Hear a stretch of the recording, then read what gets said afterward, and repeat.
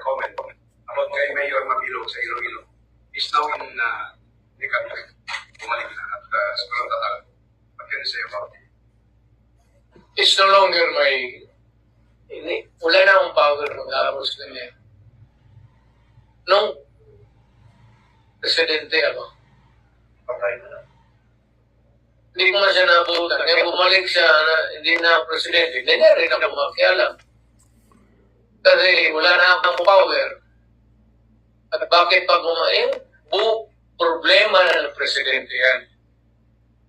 Ako tapos na akong dumaan whether I was really successful in my anti-drug campaign or maybe to put it more kung may diferensya ba sa panahon ako.